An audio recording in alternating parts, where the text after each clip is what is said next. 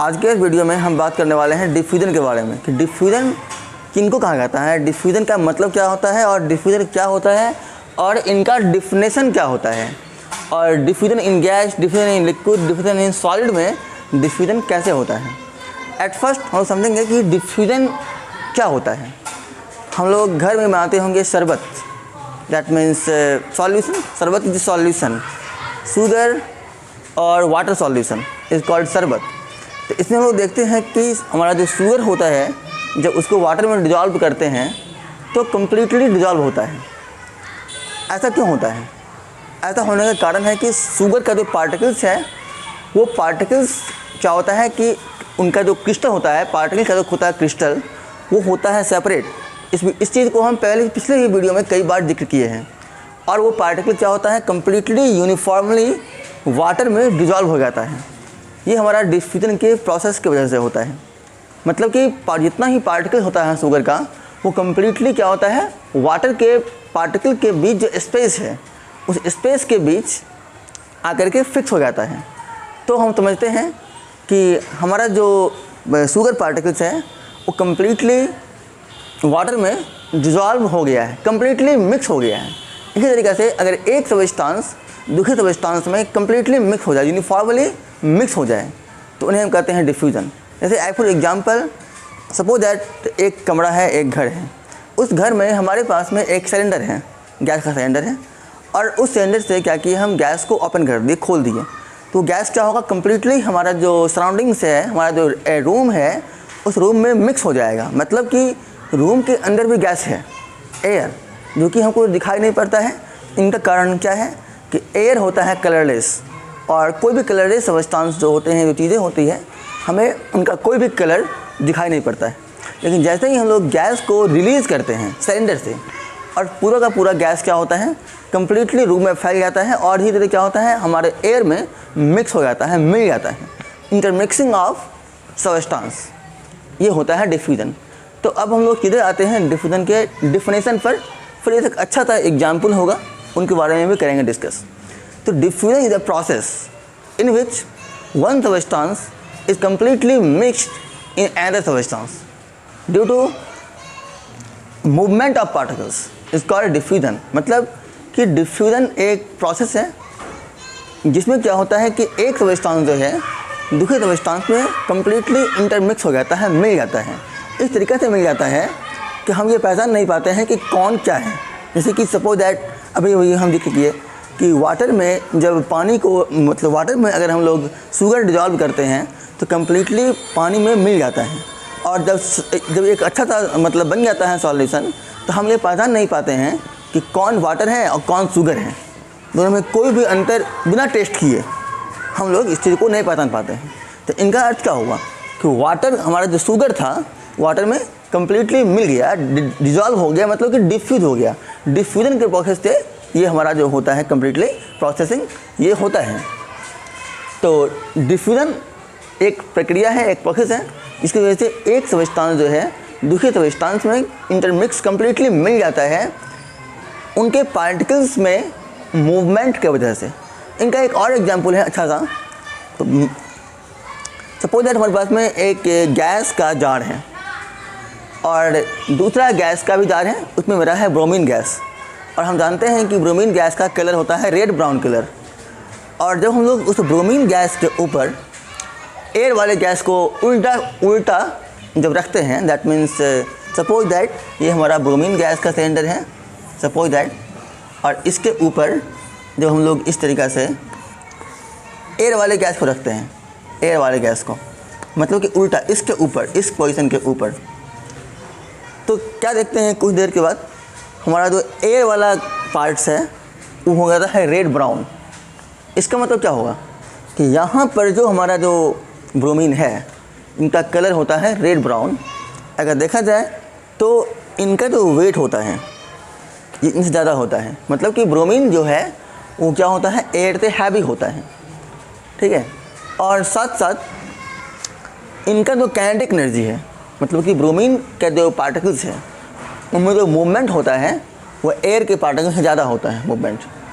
तो kinetic energy ज़्यादा है इनके पार्टिकल के बीच में, और क्या होता है कि हमारा कंप्लीटली एयर, हमारा जो गैस है, एयर का जो हमारा जो एयर है वो रेड ब्राउन कलर का हो जाता है जब इस सिलेंडर के ऊपर इनको डालते हैं। तो इसका अर्थ क्या हुआ कि ये ब्रोमीन गैस अपवर्ड डायरेक्शन में मूव करते हुए इसमें कंप्लीटली मिक्स हो गया इस सीक्वेंस में। यहाँ से मूव किया, यहाँ से मूव किया, यहाँ से मूव किया और इनमें मिक्स हो गया, इंटरमिक्स हो गया। इस तरीके से ये मिक्स हो जाता है कि अब मान लीजिए कि यहाँ पे एयर था और एयर हो गया रेड ब्राउन कलर का। अब कैसे पहचानेंगे कि इसमें कौन सा एयर है, कौन सा ब्रोमीन है, ये हम पहचान नहीं पाएंगे। तो यही हमारा होता है डिफ्यूजन।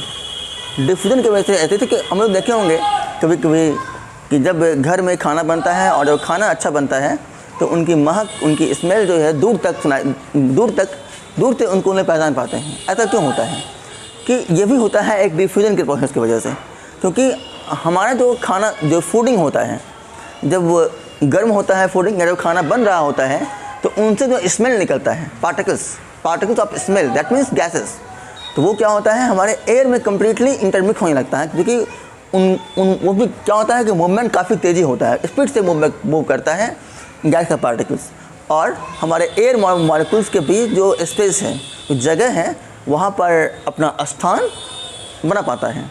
तो धीरे धीरे क्या होता है पूरे कम्प्लीटली एयर में मिल जाता है वो। और जब हम दूर भी होते हैं तो क्या होता है उस स्मेल को हम लोग आसानी से फील कर पाते हैं। लेकिन यदि हमारा गैसेस, यदि हमारा फूड ठंडा है तब क्या होता है, डिफ्यूजन का प्रोसेस क्या होता है, बहुत स्लो होता है। गैसेस में मतलब कि एयर में क्या होता है, हमारा जो पार्टिकल्स है, फूड का जो पार्टिकल्स है, लेस मूवमेंट की वजह से अच्छे से मिल नहीं पाता है, क्योंकि उनमें मूवमेंट बहुत कम होता है। तो इस वजह से क्या होता है, उनके स्मेल को पहचानने के लिए हमें उनके पास आना पड़ता है। तो ये सभी जो है क्या होता है, डिफ्यूजन के प्रोसेस के कारण होता है। तो समझ लिए डिफ्यूजन क्या होता है। देखिए डिफ्यूजन का एक प्रॉपर्टी है कि इसमें एक सब्सटेंस का जो पार्टिकल्स होता है वो दूसरे सब्सटेंस के पार्टिकल में क्या होता है, मिक्स हो जाता है, मिल जाता है, पार्टिकल्स के मूवमेंट की वजह से। अब यहाँ देखना होगा कि diffusion in gas, diffusion in liquid, diffusion in solid. तो इनसे पहले हम देखेंगे कि डिफ्यूजन जो है किन किन बातों पर डिपेंड करता है। पहला बात टेम्परेचर पर डिपेंड करेगा। कहने का अर्थ ये हुआ कि यदि हम सब्सटेंस को हीट करते हैं, सपोज दैट सॉलिड को, लिक्विड को, गैस को, तो उनका क्या होता है, उनका पार्टिकल्स का काइनेटिक एनर्जी बढ़ता है, पार्टिकल्स में मूवमेंट आता है, और पार्टिकल्स क्या होता है, रैपिडली मूव करता है। और जब पार्टिकल्स रैपिडली मूव करेगा तो क्या होगा, रेट ऑफ डिफ्यूजन ज़्यादा होगा, मतलब कि डिफ्यूजन अधिक तेज़ी से हो पाएगा। ऐसे ही लिक्विड को जब हम लोग हीट करते हैं तो उनका ही पार्टिकल्स क्या होता है, रैपिडली मूव करता है। जब हम लोग गैस को हीट करते हैं तो गैस का ही पार्टिकल क्या होता है, और रैपिडली मूव करता है, स्पीड से मूव करता है। और दूसरे सब्सटेंस में, जिसमें दैट मीन्स गैसेस में, लिक्विड्स में, वो बहुत ही स्पीड से क्या होता है, मिल पाता है। तो इस केस में क्या होता है, हमारा डिफ्यूजन का जो रेट होता है वो बढ़ जाता है, रेट ऑफ डिफ्यूजन बढ़ जाता है। तो मेरा पहला क्या है, डिफ्यूजन इन गैसेस। डिफ्यूजन इन गैस में क्या होता है कि बहुत फास्टली डिफ्यूजन होता है, क्योंकि गैस का पार्टिकल्स जो होता है उनमें मूवमेंट जो है सॉलिड्स और लिक्विड के कंपैरिजन में बहुत ज़्यादा होता है।